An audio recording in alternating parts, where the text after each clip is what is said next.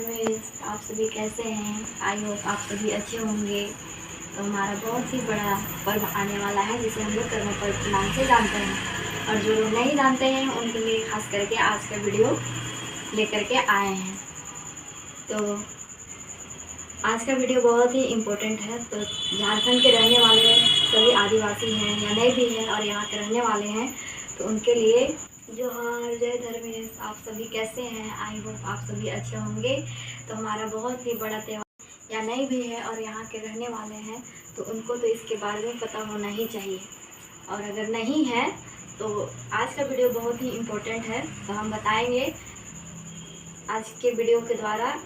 बहुत ही जानकारी वाला वीडियो आप लोगों से शेयर करूँगी। आज हम बताएंगे कर्मा और धर्मा की कहानी। कर्मा और धर्मा कौन थे, और ये जो कर्मा पर्व की शुरुआत कैसे हुआ, उसका कारण क्या था, उसके पीछे का राज क्या था, और इसका कला संस्कृति के बारे में भी हम बताएंगे। तो आप लोग हमारे वीडियो में बने रहिए और ढेर सारा एंजॉय कीजिए। तो ये जो कर्मा पर्व जो होता है, ये अविवाहित लड़के या लड़कियां के लिए होता है। जो इसके बाद, विवाह के बाद ये लड़के या लड़कियां इस पर्व को नहीं मना सकती है। तो हमारे उरांव जाति में 5 तरह से कर्म मनाया जाता है, जो होता है इंद्र कर्म, कडरू कर्म, दसई कर्म और अथवारी कर्म और सोहराय कर्म। तो इसी में एक और भी आता है जो हर गांव के रीति रिवाज के तौर पे एक और भी है, जिसे बोलते हैं हम लोग बुढ़िया कर्म।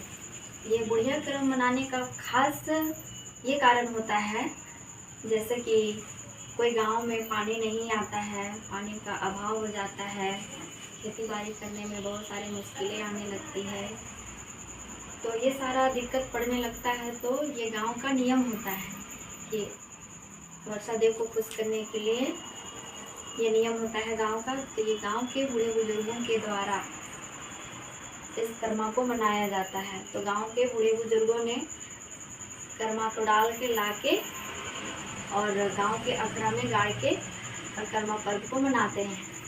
ये जो पर्व होता है ये गांव के अखड़ा या आंगन में ही मनाया जाता है। तो आज हम बताएंगे, जैसे कि आप लोग को पता होगा कि ये भाई और बहन का रिश्ता का पर्व है। जो एक बहनें होती है वो अपने भाई के लिए ये पर्व करती है, उसकी शुभकामनाएं मांगती है। साथ ही इसमें सबसे ज़रूरी वाली बातें ये है कि ये भाई और बहन का प्यार का पर्व है ही साथ में इसमें। तो इसमें जो युवा होते हैं या अविवाहित लड़के या लड़कियां होती है, तो वो लोग खास करके संतान की प्राप्ति। तो चलिए शुरुआत करते हैं आज की वीडियो जावा उठाने से। तो जावा जो होता है ये कर्मा पर्व में बहुत ही उसका योगदानदायक होता है। तो जो गांव की बहनें होती हैं वो फास्टिंग करके वो एक टोकरी लेकर जाती है, और हर गांव का अलग अलग नियम होता है। जैसे कोई कोई गांव का नियम होता है जो कि नदी का बालू ही होना चाहिए, तो लोग उसी तरह एक टोकरी लेकर जाती है नदी में बालू लाने के लिए। फिर बालू लेकर के आती है और उस टोकरी में कुछ बीज डालती है, जैसे 9 तरह का, 7 तरह का और 3 तरह का, जिसमें कि होता है जौ, मक्का, मटर, उड़द, ऐसे होता है। तो ये जो 9 दिन या 7 दिन का जो कर्म होता है, तो इन्हीं 9 दिन 7 दिनों के बीच में फिर जावा बढ़ के फिर तैयार होता है और पूजा के दिन ही उसे चढ़ावा के रूप में चढ़ाया जाता है। तो ये 9 दिन का जो कर्म होता है ये एक बहन के लिए बहुत ही विश्वासदायक होता है। तो इन्हीं विश्वासदायक के साथ में बहनें इस जावा को उठाती है, और पूरे ही मतलब जैसे बोला जाता है उपवास और परहेज का दिन है। तो उपवास का ये मतलब होता है कि एक बहन जो होती है वो उपवास करके जो जावा उठाती है, उस जावा में हर सुबह हर शाम पानी छिड़कती है, और जब उनका देखती है कि जावा थोड़ा ठीक नहीं उग रहा है तो वो सुबह शाम हल्दी और चूना का पानी को छिड़काती है। और परहेज का मतलब ये होता है जो बहनें उपासी होती है वो लोग ये 9 दिन का कर्म में वो ना ही मीट और ना ही मछली का सेवन करती है। तो इस तरह से उपासी बहनें इसी विश्वास के साथ में वह जावा उगाती है और जो इस विश्वास और जो भी तहे दिल से निस्वार्थ दिल से इस जावा को सेवा करती है तो उनका जावा बहुत ही अच्छा उगता है। और जो थोड़ा बहुत मिस्टेक कर देते हैं उनकी जावा थोड़ा ख़राब हो जाता है। थोड़ा तो क्या, उगता ही नहीं है, अगर उग भी जाता है तो उसमें कीड़ा लग जाता है। तो इन्हीं विश्वास के साथ में बहनें जावा उठाती है। और ये जावा जो होता है 9 दिन के बाद वो पूरी तरह से तैयार हो जाता है और उसे पूजा के दिन ही उसे कर्मा के समय अखाड़ा में लेकर के एक चढ़ावन के रूप में उसे चढ़ाया जाता है। तो चलिए चलते हैं आज की कहानी की ओर। ऐसा कौन सा घटना घटा था जो कि कर्मा पर्व की शुरुआत हुआ, कब से हम लोग कर्मा पर्व मना रहे हैं, ये सारी चीज़ें अभी हम बताएंगे। तो 2 दंपति होते हैं जिनका नाम होता है बिरसा और ननकी। तो दोनों की शादीशुदा ज़िंदगी बहुत सालों तक गुजरता है, पर वो लोग खुशमय भी रहते हैं। लेकिन दुख तब होता है जब वो लोग को कोई संतान नहीं होने लगता है, नहीं होता है बहुत सालों तक। तो फिर वो लोग खेती बाड़ी करते थे। खेती बाड़ी करने के बाद में रोज दिन जाना खेत आना घर ऐसे ही लगा रहता था बहुत दिनों तक। उसके बाद खेती बाड़ी करते करते एक दिन ऐसा घटना घटता है जो कि उनकी ज़िंदगी की कहानी ही बदल देता है। तो जो ननकी होती है वह खेत में काम करते करते बहुत ही ज़्यादा थक जाती है। थकने के बाद वो खेत के किनारे जा करके एक कर्म का पेड़ होता है उसके नीचे जाके बैठ जाती है। तो जो बिरसा होता है वो सोचने लगता है आखिर क्या हुआ जो कि वो काम छोड़ करके चली गई। वो भी पीछे पीछे जाता है और देखता है कि वो कर्मा के पेड़ के नीचे बैठ गई है। तो फिर वो भी जाके बैठ जाता है जो बिरसा होता है वो। फिर बैठने के बाद में दोनों एक दूसरे में बातें करने लगते हैं। बातें करते करते ननकी को आराम मिलता है। फिर क्योंकि वो पेड़ के छाँव में कर्मा के पेड़ के छाँव में बैठी हुई रहती है तो वैसे में फिर उनको नींद आने लगता है। फिर नींद आने के बाद में ननकी है कि वो उसी कर्मा के पेड़ की छाँव में वो सो जाती है। सोने के बाद में उसके सपने में कर्मा देव ने उसे कुछ संदेश देता है कि ननकी अगर तुम मेरे कर्मा की डाल को 3 डाल को काट के ले करके गांव के अखड़ा में अगर गाड़ोगी तो तुम्हें संतान की प्राप्ति होगा। साथ ही साथ जो तुम्हारी ज़िंदगी में कठिनाइयाँ आ रही है वो भी ठीक हो जाएगा। तो ननकी जब जगती है सोने के बाद जब उठ जाती है तो अपने पति बिरसा को बोलती है जब हम इस कर्मा पेड़ के नीचे छाँव में जब सोए हुए थे तो मुझे कुछ सपना मिला कि ऐसे ऐसे करेंगे तो हम लोग की संतान की प्राप्ति होगा और हमारी ज़िंदगी में जो भी दुख तकलीफ आ रही है वो सब ठीक हो जाएगा। तो ये सब बताने के बाद में बिरसा जो होता है वो मान जाते हैं और दोनों में फिर सहमत हो जाते हैं। तो जैसे कि हम आप लोग को बताए थे कि ये जो कर्मा पर्व जो होता है ये भादो माह के शुक्ल पक्ष के एकादशी के दिन, तो उसी दिन में फिर जो बिरसा और ननकी होती है वो लोग कर्मा को डाल को लाने के लिए जाते हैं। उसमें ध्यान देने वाली बातें ये भी होती है कि जो गांव कर्मा का डाल होता है वो गांव का नहीं होना चाहिए, वो गांव का सीमांत से पार का होना चाहिए। तो लोग वही लाने के लिए गए हुए होते हैं। तो उसमें भी एक सच्चाई ये भी है जैसे कि हम लोग सबको जानते हैं कि 3 ही कर्मा का डाल ला के गाँव के अखड़ा में गाड़ा जाता है। लेकिन सच्चाई तो ये है कि उसमें 4 डाल कटता है। जो गांव के कोटवार ज़मीन या फिर हर गांव के अपने अपने नियम होता है। कोई कोई गांव में जो पहनाई ज़मीन होता है उसमें गाड़ा जाता है एक डाल को, और जो 3 डाल बचता है उसको ला के फिर गाँव के अखड़ा में गाड़ा जाता है। उसमें भी एक चीज़ ये है जब कर्मा का डाल जैसे ही कटने के बाद में उसे ज़मीन में नहीं होना चाहिए। और अगर वो ज़मीन में गिर जाता है चाहे ज़मीन के स्पर्श वो अगर आ जाता है तो उस कर्मा को डाल के ला करके हम लोग पूजा नहीं कर सकते हैं।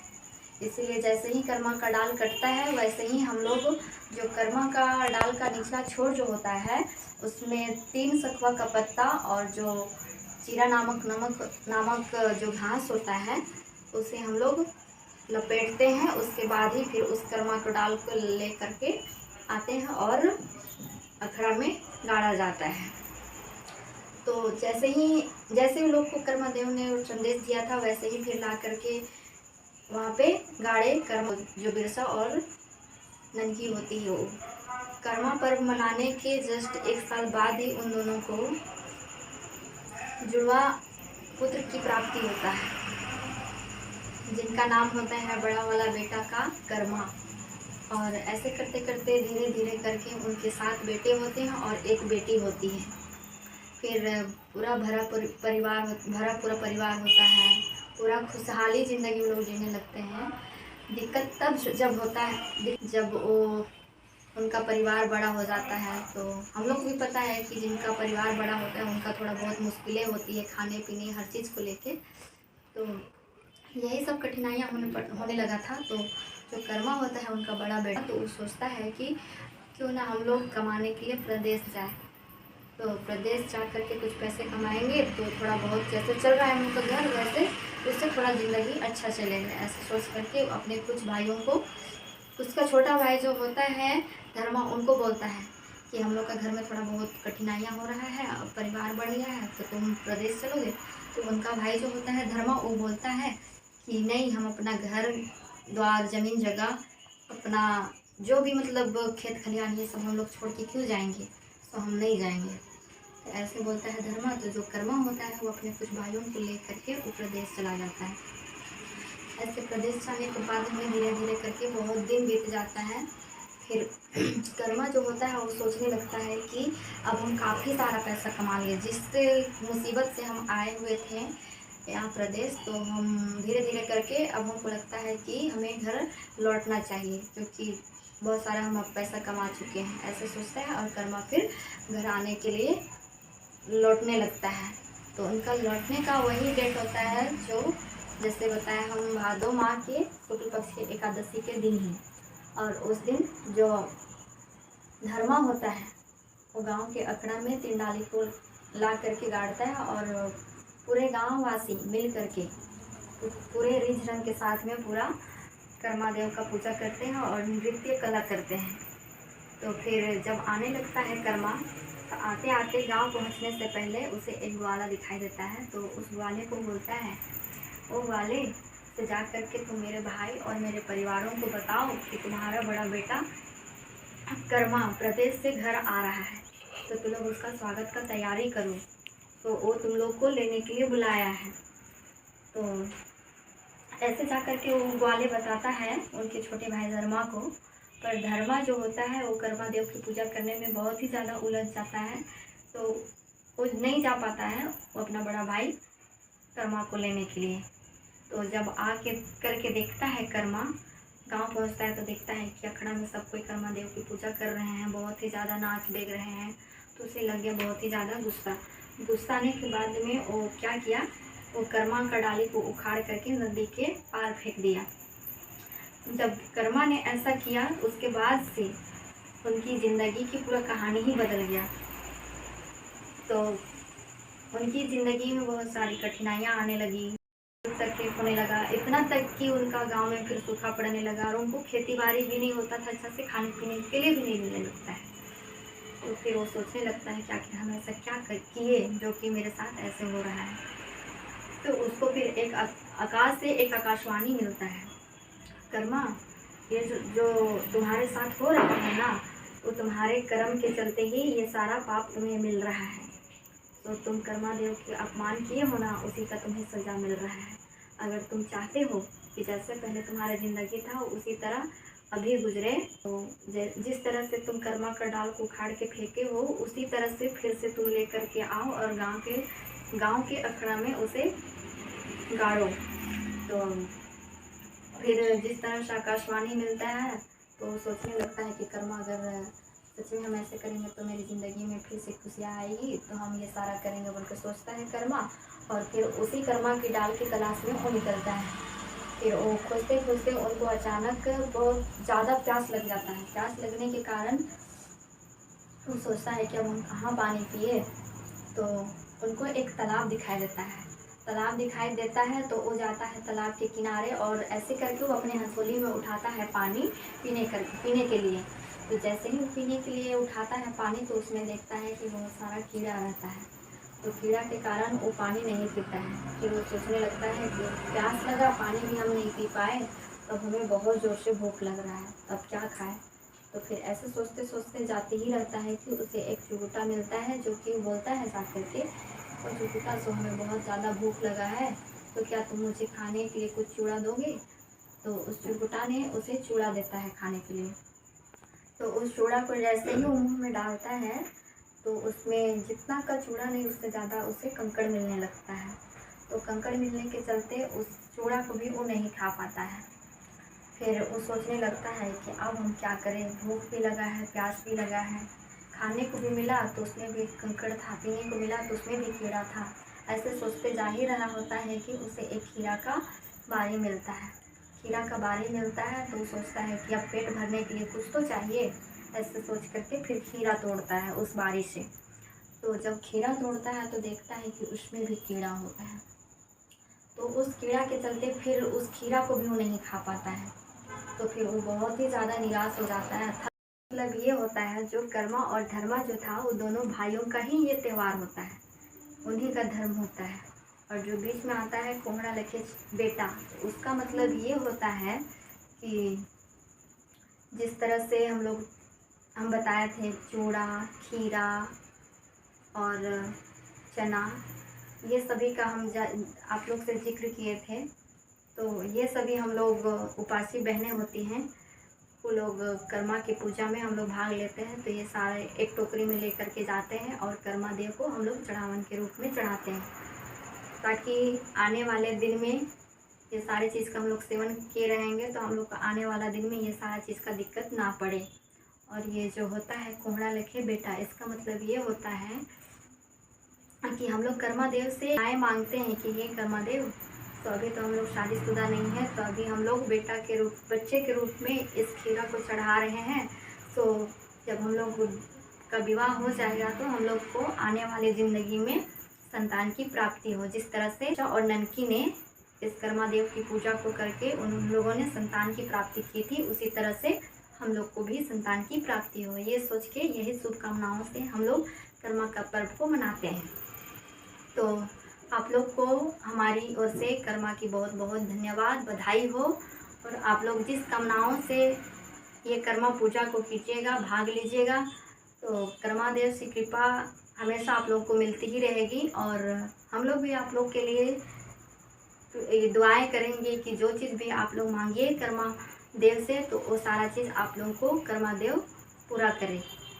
तो हमारी वीडियो पसंद आए तो लाइक शेयर सब्सक्राइब कीजिएगा, और नहीं भी पसंद आए हो तो कमेंट में ज़रूर बताइएगा कि हमसे कुछ चीज़ भूल हुई है। तो ये जो कला संस्कृति है, ये हर गांव का अलग अलग नियम के अनुसार थोड़ा बहुत तो छूट ही गया होगा, लेकिन जो कहानी है उसमें अगर कुछ चीज़ छूटा है तो आप लोग हमें कमेंट में ज़रूर बताइएगा, ताकि हमको भी पता चले कि मेरे से कुछ चीज़ का भूल हुई है।